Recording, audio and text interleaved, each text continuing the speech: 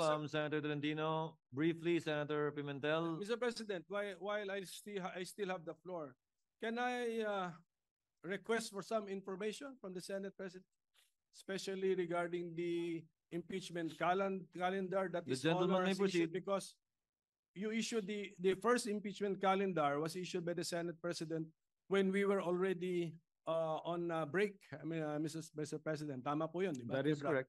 So, Mr. President, may we know when His Honor issued the first legislative calendar, impeachment calendar, which fixed June 2 as the time for receiving the House prosecutors, may we know the basis of the authority of the Senate President when he issued the first impeachment calendar, Mr. President? Article 1 of the impeachment rules, which says that the Senate President can set the date for the presentation of the articles of impeachment. Mention was made specifically of the Senate President. And also we were on recess. So the Senate President at that time, Your Honor, issued a suggested calendar of activities. I was very clear when I stated that. Subject to plenary approval when we resume, because you were already on recess at that time. The second notice sent by this representation was made also while we were on recess. And I also stated that it was subject to plenary approval and or reversal, as the case may be, given the load that we need to take up after the LEDAC meeting. So, yes, Mr. President, I noticed that no one from the majority was complaining about the original or initial impeachment calendar issued by the Senate President. So we were all looking forward to the date where there should be some action on the impeachment, which is Yes. June 2. Supposedly, So, yes. Yes, supposed to be. Kaninang 4 o'clock yung the prosecutors from the House of Representatives should have appeared before us to read the articles of impeachment. But then this was changed. So from June 2, changed by the Senate President also, now June 11. it's June 11 at 4 p.m. So if the authority used to issue the original calendar was based on the fact that we were on break, now that we are not on break, could not have the Senate President waited for 3 p.m. and then we discussed moving the June 2 4 p.m. to June 11 4 p.m.? Because, Your Honor, notice had to be given to the House with respect to the proposed change in schedule. And we could not decide on moving it after the House members are already here in the Senate. That was the reason behind it. That was His Honor's judgment call, Mr. President. Yes, Mr. President. Yes, Your Honor. Just on another matter, Mr. President, yung appearance ba ng House prosecutors ay nasa Senate impeachment rules, or you just took this from American practice, Mr. President? It is not in the rules. That was lifted from American practice, because what was done before was that the majority leader, the Senate majority leader, was the one that read the articles of impeachment that was referred to the Committee on Rules that triggered the convening of the impeachment court. When we researched on it, we thought it was more proper, given that we should have no part in it, in the impeachment trial, in the prosecution of the impeachment case, that the prosecutors should themselves read the articles of impeachment, as is the practice in the United States, where we lifted most of our impeachment rules. So it's an innovation. But although, had we done it, hindi naman, I don't think it would be fatal or make the proceedings infirm. So it's just not, to use the term of the majority leader, textually required under the existing Senate impeachment rules. Hindi pa ba? No. What was required by our rules, if at all, was the referral of the impeachment complaint in plenary. Because mere filing with the Secretary General does not often by itself operate as the receipt by the Senate in plenary, given that, as with any communication, it has to be referred in plenary, officially by the Senate as a body. Mr. President, Sige, Mr. President. Mr. President, with the permission, Senator Tolentino is Minority recognized. What is your Leader. pleasure, sir? would the loaded question of the good minority leader, if decoded, would mean that should the presentment be made before the Senate sitting as a plenary, or should the presentment be made before the Senate constituted as an impeachment court? Baka yun po yung tanong nyo. But it was the Senate President to research on American practice. How do they do? How do they do it in the United In States? plenary, Your Honors, not as an impeachment court. Because again, mere receipt by the SecGen does not operationalize or start the process of impeachment. Any communication, and that is a communication from the House, must be referred by plenary to the appropriate committee for proper action. That in turn will now trigger, if at all, the convening of the impeachment court, where the regular processes would now be followed, such as the issuance of summons, etc., etc. May we know the rule, Mr. President, that it I'm should sorry? be? May we know what the specific rule is? That in the rules, or is that by practice or costumbre? Tingnan niyo ano rule. Under Rule 3, Paragraph 2, upon presentation of the articles to the Senate shall specify the date and time for the consideration of the articles. Yes, but So the But- articles need to be presented to the Senate. yes, but so your Honor is reading our Senate impeachment rules. Yes. Correct. So when we use the Senate in the Senate impeachment rules, we're talking about, we could be talking about the Senate as the impeachment court. Because We it's the have- Senate. And by virtue of the procedure in Articles 1 to 3, we have not yet convened the court, Your Honor. For example, succeeding rules in our impeachment rules, 4 onwards, would pertain to the Senate already as an impeachment court, because that is already the trial proper, beginning with the issuance of summons. Mr. President, the second sentence already contradicts His Honor, because it says, second sentence of that second paragraph of Rule 3, unless the Senate provides otherwise, it shall continue in session from day to day. Session na yan as court. Kasi until final judgment eh. Yun na yun eh. So, the use of, when we use Senate in the Senate impeachment rules, we refer to the Senate as the court. Mr. President, According to the Secretariat, Your Honor, the dividing line is when we take our oath as senator judges and convene as such. Because we will be wearing 2 hats, Your Honor. As senators, performing our legislative and legislative function, and as members of the impeachment court, performing our sui generis function. And these are 2 distinct, if at all, hats and functions that we would be performing. That's why we have to adjourn session and convene as an impeachment court, and vice versa if we want to revert back as a plenary.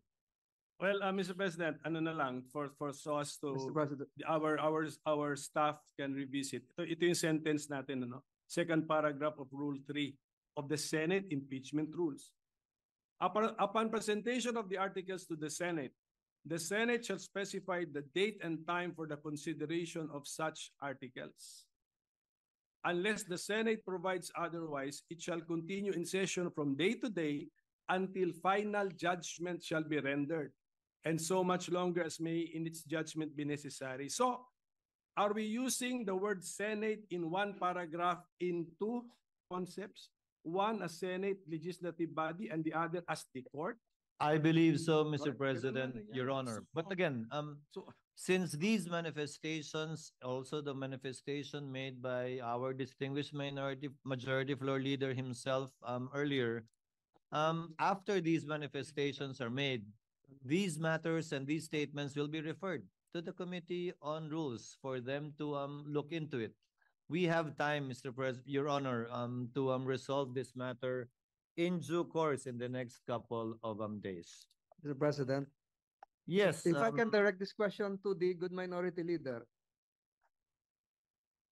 The Senate, even if not acting as an impeachment court, pwede po bang tumanggap ng mga non-members of this chamber to speak or make a presentation, a presentment? Di po ba naaalala natin ng mga nakaraang panahon, pumupunta rito yung President of Vietnam, if I'm not mistaken. Distinguished guests of this chamber are allowed to speak, not just honored. Ganun po ba yung sinasabi nyo? Na baka are the members of the House, though constituted as panel of prosecutors, can they enter the Senate, this chamber, constituted as a plenary or as an impeachment court or both? Pag pinapayagan ng Senado. Baka ganun po siguro ang gustong malaman ng ating minority leader. Just for the information of the majority leader, yung appearance of the House prosecutors before the Senate kanina sanang 4 o'clock, June 2, appeared in the impeachment calendar prepared by the Senate President. Hindi ako may idea nun. At saka, when we read our Senate impeachment rules, wala din dun yun. So they will be appearing before an impeachment court. That's why this is the request for information. Now, what did the Senate President have in mind when he scheduled this for June 2? And I think it's clearly, since 4 p.m. siya, it's clearly an appearance before Senate. Yes. The plenary session of the Senate. Again, the basis is U.S. practice. That is how they do it in the United States, where we lifted portions of our own impeachment rules. That's where it came from. Practice and precedents in the United States. And per our legislative rules, we can waive the rules so that we allow non-members to allow it. Diba dito, recently nagsalita rin si former UN Secretary General. Korean, South Korean. Huh? The South Korean. Yes, that's UN Secretary General. So that can be allowed. So we can do it. Yes. Again, that can be allowed. Again, plenary action is necessary, and the plenary will decide on this matter. So just a few more requests for information, Mr. President. So, Mr. President, His Honor, around 4 days ago, sent notice that the June 2, 4 p.m. appearance of the House panel of prosecutors will be moved to June 11, 4 p.m. Yes. So, okay. Now, what is now the calendar that His Honor has in mind? Kasi dati meron kang June 2, 4 p.m. appearance, then June 3 morning, we convene the Senate as an impeachment court. So where is that? Where is this convening now? Where is it now when you move the appearance to June 11? Sabay na po, because by that time, by June 11, wala na rin po tayong hinahabol na kailangan i-second or i-approve kung meron man, ratification na lamang ng mga bicameral conference committee reports. And we will be doing both at the same time. If at all, the reading of the articles of impeachment, the referral to the Committee on Rules, the convening of the impeachment court, if at all again, the oath of the senator judges, if at all again, all that we can do as an impeachment court would be to issue summons. Yes. Requiring the respondent to answer within 10 days. But were we sent notices na ganun ang mangyayari? I'm sorry? Were the senators sent notices or informed that after the appearance of the House panel of prosecutors, there's a possibility that we will convene as a court? Para ready kami. Wala pa. Wala pa nga. Malapit na po yung June 11. Wala pa naman talaga eh. Kasi nung pinadala yung notice na yun, it was addressed, if you notice, it was addressed to the House that they will be presenting the articles of impeachment on that date. The notice insofar as the impeachment court itself is concerned, these discussions would be very helpful, Your Honor, because this will be part of how the Senate as a body will be deciding on what to do after the articles of impeachment shall have been read and presented before the body. Yes, but Mr. President, nung in-issue kasi ninyo yung impeachment calendar last February, at least you were that detailed na sinabi niyo na po yung convening of the impeachment court. Ngayon sana po, nung dinifer si June to appearance, sana pati po yung convening as an impeachment court, nasabi na rin when that is para may idea Well, thank you for the opportunity to clarify. Since that is our last day, this representation has no intentions of actually convening the court, if at all, on another date other than the 11th, unless the Senate as an impeachment court provides otherwise. So we will be convening on that date, barring any unforeseen circumstances, barring any procedural motions that will be made, and will be settled by the plenary at that time.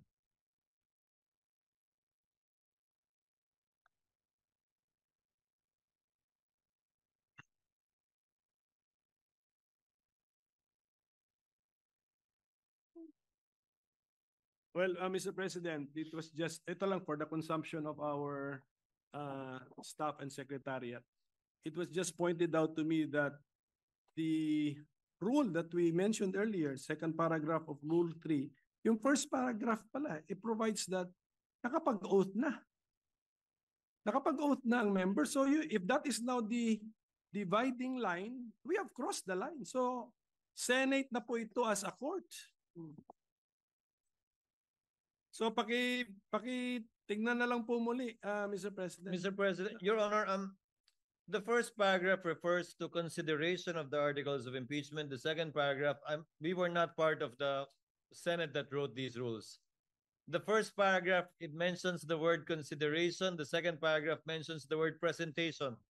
In terms of time, presentation should come first before consideration, although as it appears in our rules, consideration was mentioned first in the first paragraph and before presentation in the second paragraph. But in terms of order, Your Honor, presentation should logically come first before Okay. consideration of the articles of impeachment. And then For there is nothing to consider unless presented. and then in the next breath, it talks about the trial na. Yes, again, we had no part in writing these rules. Okay, I so would not yes, want to critique it as well because during those times, perhaps this was apt and sufficient. So okay, so Mr. President, may we now, kasi ang media nagtatatanong sa akin, pinapa-speculate pa ako na, just for the record, what is now the reason that His Honor has taken the initiative to reset the June 2, 2025 4 p.m. appearance of the panel of prosecutors before the Senate plenary to June 11, 4 p.m. What's It was in the main letter reason, Mr. addressed to President? Speaker Martin, copy furnished to all of the senators as well as Vice President Sara Duterte. Given the meeting we had at LEDAC with His Honor's presence, several bills needed to be approved and taken up before we finally finish and wind up the 19th Congress.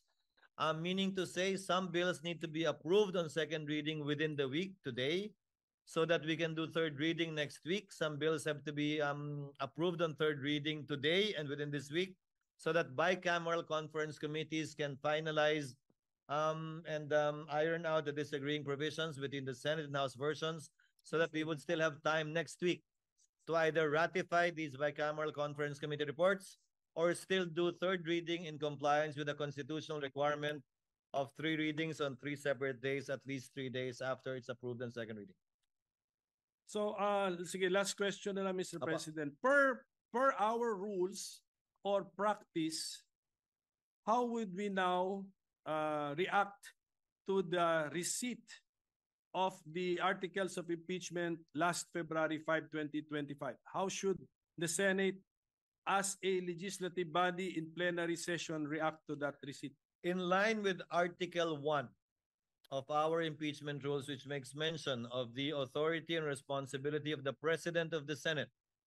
That is why I set the schedule for the articles to be read in plenary, which in turn would trigger, if at all, the creation of the impeachment court.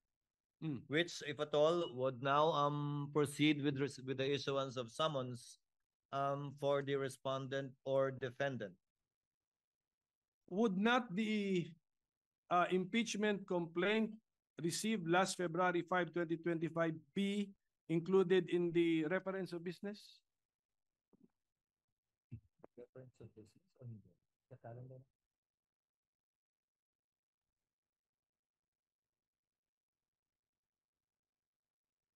Ano ito?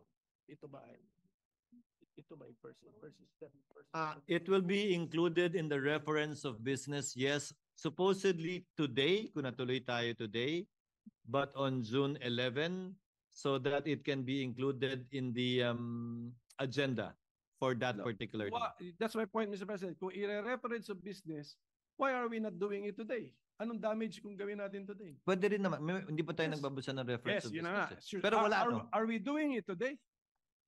Kasi February 5 pa yun. That's why I'm mentioning the date that it was received, February 5.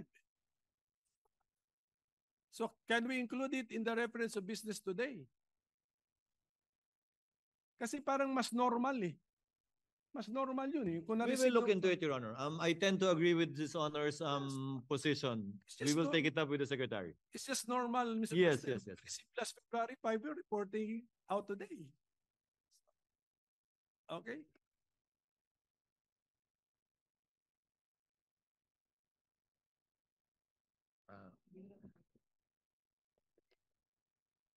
Off the record, they explained the reason behind it, but I tend to agree with Your Honor, and I'll ask the Secretary to consider it. Because in the past, as they said, it was the majority leader who read it and not the prosecutors, supposedly. So it was included in the reference of business, referred to the Rules Committee, and the majority leader was the one who reported it out, quote unquote. But now, given that it's the prosecutors that will read the articles of impeachment, again, following U.S. practice and precedent, the Secretary thought it best that it'll be included in the agenda on that day because there is no referral to the Committee on Rules. But again, we will look into it and we will take the suggestion of the gentleman in light of the points he raised in connection with that. Because I believe there should have been also a letter accompanying the impeachment complaint. There must have been a cover letter from the House. So, parang ganon. So we can, Only by the section, not by the speaker nor any member of the House. yes. But is a letter from the SecGen also a communication from the House? It was a covering letter only. Yeah. So I think this is just an opinion. I tend to agree, Your Honor. It's more natural that we report out if something happened last February 5, late evening of late in the session on February 5. Something happened, we report it out. So it's more natural if we report it out immediately, Mr. President. So I tend to agree, that's Your all, Honor. that's Again, my point, Mr. President. I will take it up with the committee secretary. So with that, Mr. President, I thank you for answering my questions. Thank you, Your Honor. I just wanted to request some information. Thank you, Mr. President. Thank you, Your Honor. What is the pleasure of the Honorable Antiveros? Salamat, Tabi, Mr. President. Gusto kong magdagdag ng point dun sa binanggit pareho ng majority leader, ng minority leader at pati ng Senate President, yung references sa US practice and precedent. Kaugnay nung isa sa mga issue na pinag-usapan dito sa floor, kung pwede ba o dapat bang mag-carry over yung impeachment process mula sa 19th Congress hanggang sa 20th Congress. And I would just like to put this on the record, Mr. President. Galing po ito sa isang piyesa authored ni UP Professor Paulo Tamase, nag-appear po sa June 2025 issue ng Philippine Law Journal. Sabi po dito, Emerging Issues in Impeachment, page 19 dun sa journal, allowing impeachment to cross over Congresses is consistent with American practice. Following the practice of the United Kingdom, Thomas Jefferson's Manual of Parliamentary Practice states that an, quote, impeachment is not discontinued by the dissolution of Parliament, but may be resumed by the new Parliament, close quote. The US Congress na binanggit ng majority leader, ng minority leader at ng Senate President, the US Congress has observed this for over 200 years. from the 1803 impeachment of Judge John Pickering to that of Judge Porteus in 2009. In Congress, impeachment proceedings are not discontinued by a recess. The following impeachment proceedings extended from one Congress to the next. 5 pong halimbawa, Mr. President, sa article na ito. Babangkitin ko lang yung pang-apat kasi yun pamilyar sa ating mga Pilipino. 4. The impeachment of President Clinton was presented to the Senate after the Senate had adjourned sine die. After, Mr. President, the Senate had adjourned sine die for the 105th Congress, and the Senate conducted the trial in the 106th Congress, Mr. President. So, for the record lamang po, dahil very, very pertinent sa binanggit ng majority leader, ng minority leader, at pati ng Senate President na following US practice and precedent. And with one very recent concrete example po dun sa impeachment ni US President Clinton. So I hope that we can consider this in our own decision-making, Mr. President, even after the rescheduled presentation by the House prosecutors to the Senate as an impeachment court on 11th June. Salamat tabi, Mr. Duly President. noted and entered into the records. Majority Floor Leader. Just to reiterate again, yung nabanggit ko po kanina nga, magkaiba yung sa Philippine Senate at US Senate kasi ang naiiwan sa US Senate tuwing mag-ieleksyon ay 67 senators, enough to constitute a quorum out of 100 senators and enough to convict or acquit. Sa atin po, 12 lang. Not enough to have a quorum of 13, more so a number of 16 to convict or acquit. But be that as it may, Mr. President, we have all the discussions done, and I think this would really be part not just of the discussions that whatever case would be elevated to the Supreme Court would eventually be decided in the near term. Mr. President, I seek a minute suspension, Mr. President. Session is suspended.